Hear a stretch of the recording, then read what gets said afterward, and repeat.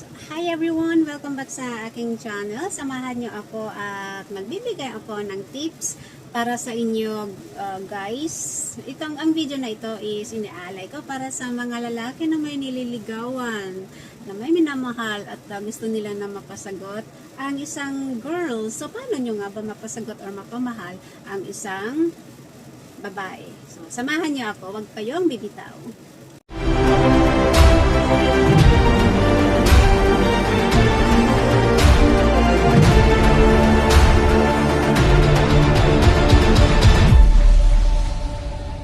So ito nga, ano-ano nga ba yung mga strategies na pwede mong gawin para mapasagot ka kaagad ng iyong nililigawan? So para sa akin, yung number one na unang-una mo munang gawin is kailangan na work on yourself and have your own life. And of course, you must have to love yourself first before loving others. Kailangan na mahalin mo muna ang iyong sarili at just work for keep improving yourself muna bago ka magmahal ng iba. Yun naman ang pinaka-importante, self-love muna. Okay? And then of course, and then the next is kailangan na strategies number 2 natin para mapasagot mo or para mapa-oo yung iyong nililigawan is kailangan na magiging optimistic ka. Be optimistic.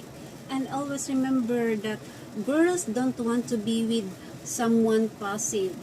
Always ranting about something, kunting bagay lang, or yung lalaki na demanding, yung mga ganon. So, kailangan na magiging optimistic. Okay, so, kung minsan naman, hindi maiwasan na maging moody ka, it is acceptable naman yung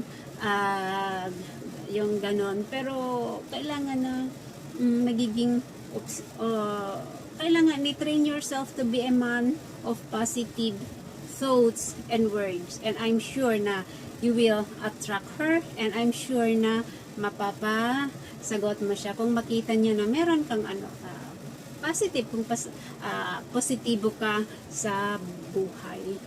Okay, so yun, number 2 ko is yun, magiging be optimistic. Okay, and then strategies number 4 natin is keep the conversation going. Wag nag-uusap kayo is wag mong hayaan na maging boring ang iyong usapan. Kailangan na magiging alive or masayahin ang iyong pag-uusap at ikaw dapat ang unang mag-initiate ng mga kwento-kwento. Okay, and then you need to approach her with an open attitude, okay, and with as much as charm as you've got.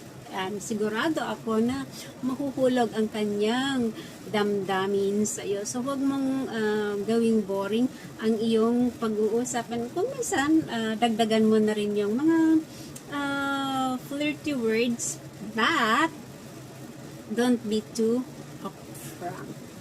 Okay? So, make quality conversations din pa naman and avoid the small talk. Ask something unique, like magtanong ka sa kanya about sa kanyang hobbies, sa kanyang trabaho, or sa kanyang mga favorites niya kainin, or yung mga ganyang simpleng bagay na I'm sure magiging tuloy-tuloy na yung iyong pag-uusap. So, yun, keep the conversation going at saka huwag mong hayaan na magiging boring ang iyong community. Kasi kung minsan sa aming mga babae, gusto namin yung yung usapan is andyan yung happy na conversation, yung masayahin na pag-us, hindi yung boring. Okay? So, yan ang pwede mong try mong gawin sa iyong nililigawan. And of course, dito sa akin is yung kailangan na magiging marespeto ka. Respect her as an equal. Yun ang pinakamahalaga. Yun yung pag nakita talaga ng pag nakita ng babae yan na may respeto ka, sigurado na may chance na 100% na sasagutin ka na.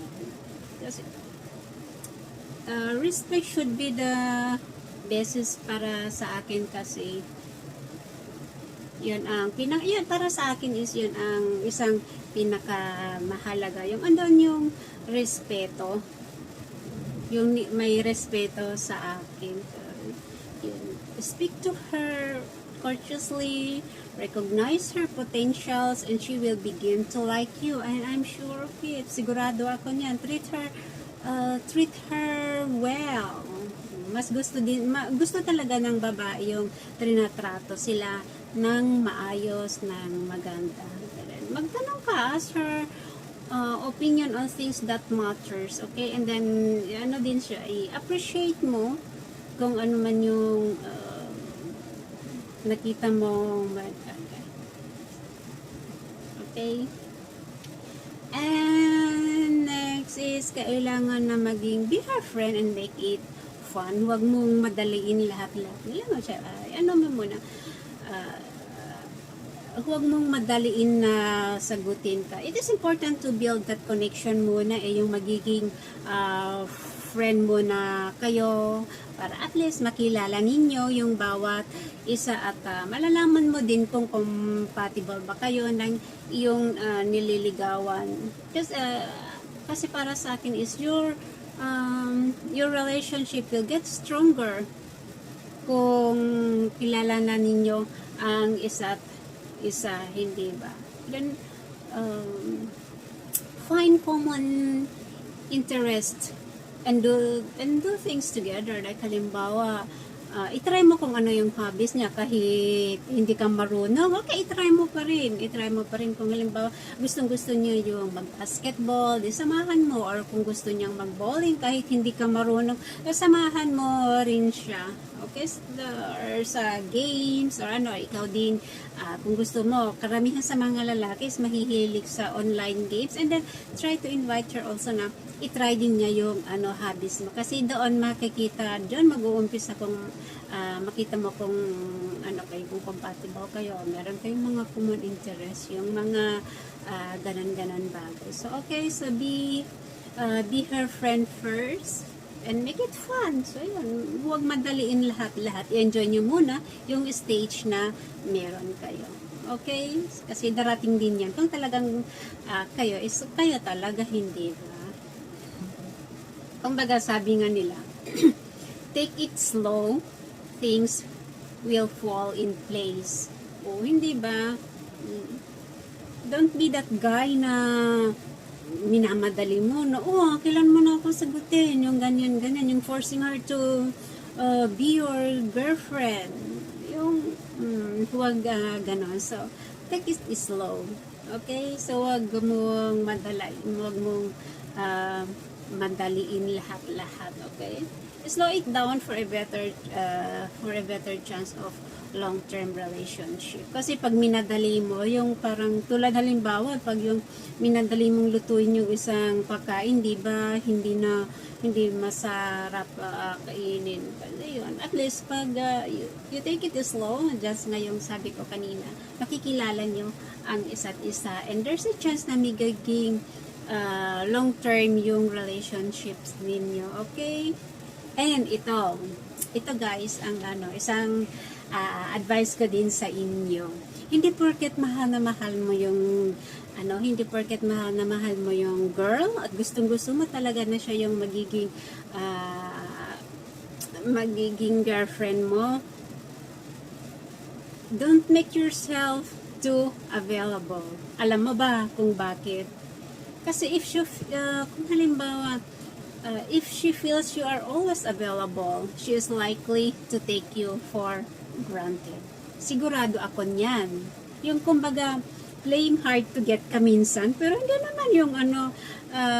naman yung sobra-sobra. Kasi kung halimbawa, kahit